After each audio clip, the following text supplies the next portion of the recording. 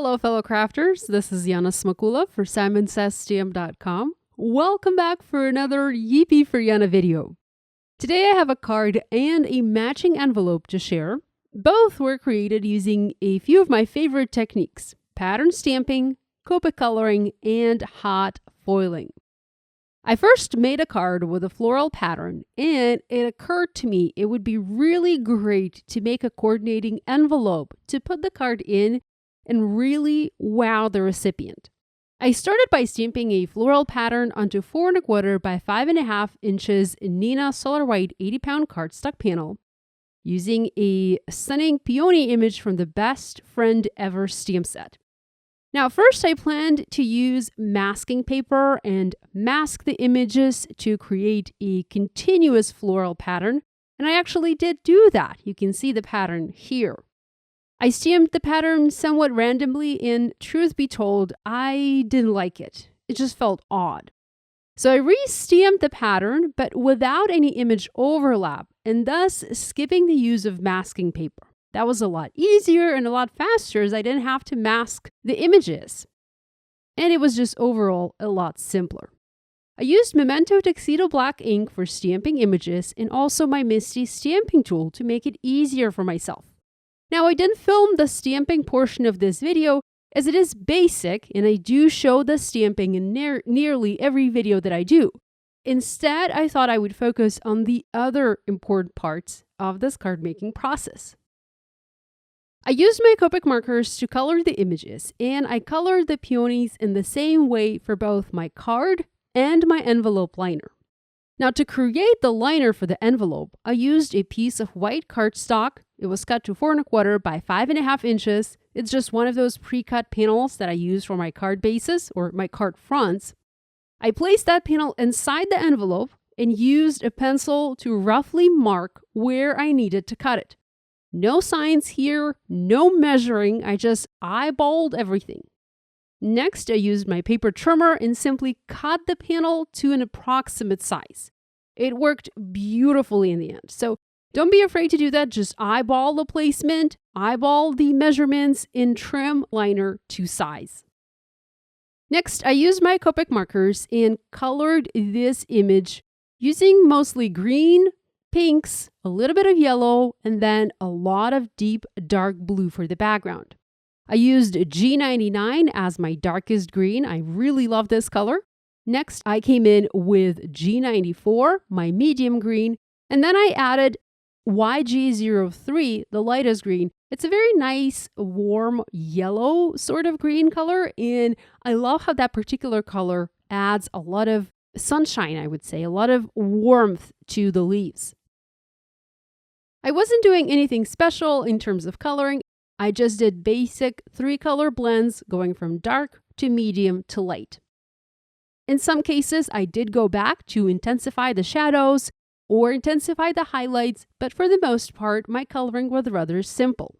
Now, to color the peonies, I did use a couple more markers, a few additional markers.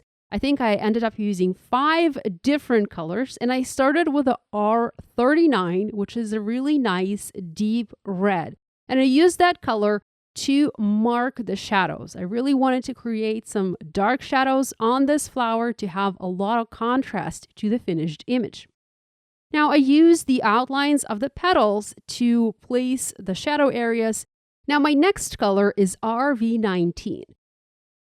And while these two colors don't particularly blend well together, I enjoyed combining them for this image as they did give me that very nice, vibrant, hot pink color for my peonies.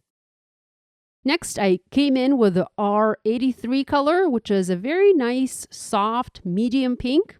I used that to blend the two previously dark pink and red colors. And then I used RV10 and finally RV00 colors to color the petals even further and create that highlight on each of the petals.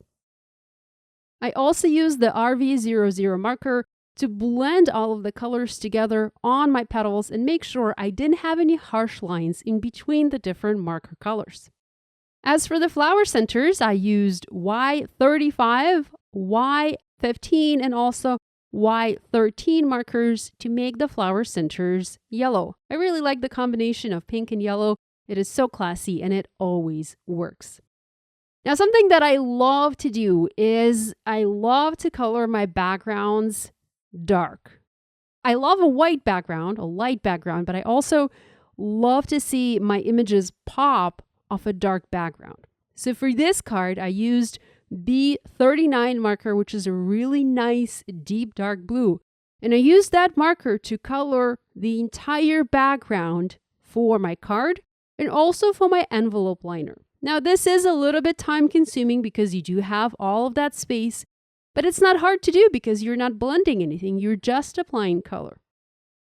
Now, this also takes quite a bit of marker, so make sure if you do this that you have a refill available so you can easily refill your marker as you go. And I actually ordered a bunch of refills for my darker marker colors just because I go through them so fast when I make backgrounds like these. So here's a look at the finished background, the finished envelope liner. You can see I didn't color it all the way to the end. I did use a pencil and sort of marked where the liner becomes invisible in my envelope, and I figured I didn't need to color the part that was tucked in the envelope because nobody was going to see it, so I colored it like that. Now I also added some foiling to the envelope using one of the Spellbinders' new Glimmer hot foil sentiment plates, and I love the way this looks. The sentiment says, "Made with love," and I'll go back to the foiling part in a minute, so I'll show you that in detail. Now the envelope, of course, has a fold. The flap folds, and that's how you close the envelope. The liner that we just created doesn't have a fold, so we need to add a score line to that so that we are able to open and close our envelope. It was a little bit tricky for me to do. I didn't want to eyeball this. I wanted to make sure that I had perfect placement for the score line for that envelope. So the way I did it is I first used double-sided tape. I added that just to the V portion of my liner. And then I used that to adhere the liner onto the envelope. So the liner is only attached at the top where that V is. Now the bottom is not attached because I wanted to be able to move freely. And that's, I think, the trick with adding the envelope liners. You just want to make sure they are adhered at that V section of the envelope. Now, having that in place, I pulled out my scoring board. I aligned my envelope on the scoring board, making sure that I had the groove of the scoring board aligned with the previously created score line on the envelope.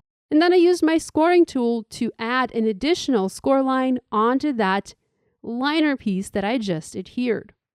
Not too difficult.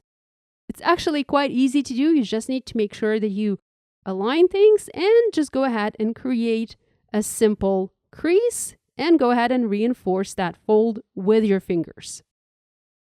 Now, whenever I have a colored pattern like this one, I often like to add something to it to make it pop. In this case, I wanted to use one of the new Glimmer plates from Spellbinders from their Duo Glimmer Essentials collection. And here I have a set of rectangles. My idea is to use the largest rectangle frame to add a foiled frame onto this background. I think that's going to look really beautiful. Now, a friend of mine recently asked, how am I not afraid to foil on a background like this after I've done all of that work coloring the background? Because if you've tried hot foiling, you know that it's not always perfect. Sometimes you might have underfoiling or overfoiling, so it can be scary to foil on something like this, on a colored piece like this, because you can easily ruin it. So the way I do it, I make sure I have another piece of paper of the same kind of paper that I just colored on, and I go ahead and I test foil on that first. Now that allows me to test both the paper that I'm using and also test the plate that I'm using to make sure that both work well and that I'm able to foil nicely on that actual colored background. So here I have my Glimmer hot foil system set up. I've pressed the timer button to heat up the plate. I'm now using my quick trimmer to trim the foil to size, and I'm actually eyeballing it. I'm not really measuring things. And I'm just going to quickly do a test run to see if this is going to foil well on that same piece of paper, the same type of paper that I just colored on. And this is Neenah Solar White 80-pound cardstock. Now, spoiler alert, it did foil well. I had a little bit of overfoiling, but overfoiling is nothing to be concerned about. It can be easily removed, so I wasn't worried about that. That gave me green light to go ahead and foil this dual line glimmer rectangle on my colored piece. Now this time I was a little bit more careful. I did cut my foil nearly exactly to size, and having done that, I used my hinge method to attach the dual line glimmer plate onto my background. Now the hinge method allows you to make sure you attach the plate exactly where you want it. For instance, I want to make sure that this frame is foiled exactly in the center of my background. So I'm using a piece of low-tech tape. This is Spellbinders' best ever craft tape. It's actually fantastic for things like that. So I'm using that tape to attach my glimmer plate onto the background. I'm creating a hinge. Then once I have that in place, I can easily slide my foil under the plate, use another piece of tape to secure both the plate and the foil in place, and then foil safely knowing that it's going to foil exactly in the center. And it did. So I followed the Glimmer hot foil machine instructions, and let's take a look at the background and the result. Look at that. It turned out so nice. I love that double gold frame around my panel. It looks very beautiful. Now, I do have a little bit of overfoiling, just like I did the first time, but that is easily removable with a dry, stiff paintbrush. So I'm just using one of my paintbrushes. I actually have this paintbrush dedicated just for that, for removing overfoiling. And look at that. Looks perfect. Okay, another set that I'm using today to finish this card is a set of sentiments, also from Spellbinders. Now, this is called the Mini Everyday Sentiments Glimmer Hot Foil Plate and Die Set. And you have a lot of sentiments in here. You have celebrate, thank you, I adore you, P.S. I love you. From all of us, happy birthday, you've got this, made with love, so proud of you, thanks a million, feel better soon, congratulations, I'm here for you. And that's just a half of the sentiments. Now, these are the mini sentiments. Here I have another set of the Spellbinders regular sentiments, and you can see how these compare in size. So the mini sentiments are indeed smaller than these regular sentiments. I went ahead and I foiled You Are My Everything on another piece of white cardstock, and here I used that same foil that I used previously. Oh, I think I forgot to mention the color of the foil. The foil that I'm using today is copper. It looks very much like gold, but it has a little bit of a different tint to it. I quite like it on this dark background. One of the things that I struggle with is that I'm never sure if I should keep my background as is, meaning covering the entire front of an A2 card, or if I should trim it and have a bit of a white border show on the finished card. I did debate it a little bit for this project, but I ended up trimming it to 4 inches by 5 1/4 inches so that I have that nice white border on my finished card. I foam mounted the panel onto the card base. I used foam adhesive tape. I also foam mounted the sentiment, and now I'm just going to add a couple of clear droplets onto this card just to emphasize a few sections here and there. Now, if you don't have a Glimmer hot foil system or a similar hot foil system, you can use a die to cut your panel out. There are many dies that add beautiful stitched or faux stitched edge to a panel, so you can easily do that to embellish your card. And instead of a foiled sentiment, you can possibly heat emboss something or use one of the Simon's pre-printed sentiments. There's lots of options for you to try. And here's a look at the card together with the envelope. I love how well these two go together and how the envelope complements the card. I think the recipient is going to love it. And all of that foiling, it just shines so beautifully on the dark background and also on the envelope. Such a special touch. So that's it for me for today. I hope you found this video useful. If you make a card inspired by this video, we'd love it if you shared your project online and tagged us on social media. We always enjoy seeing what you make. Be sure to give this video a thumbs up and to subscribe to this channel if you haven't yet done so. Thank you so much for joining me today. Love you guys, and I'll see you next time.